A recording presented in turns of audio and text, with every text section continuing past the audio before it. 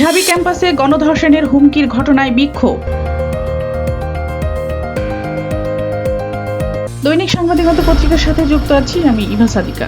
ঢাকা বিশ্ববিদ্যালয়ের ঢাবি কেন্দ্রীয় ছাত্র সংসদ ডাকসু ও হল সংসদ নির্বাচনের প্রার্থী BM ফাহমিদা আলমকে গণধর্ষণের হুমকি দেওয়ার ঘটনায় ক্যাম্পাসে উত্তেজনা দেখা দিয়েছে। হুমকিদাতা সমাজবিজ্ঞান বিভাগের ছাত্র আলী হোসেন। বিশ্ববিদ্যালয়ের প্রশাসন এই ঘটনায় দুটি তদন্ত কমিটি গঠন করেছেন।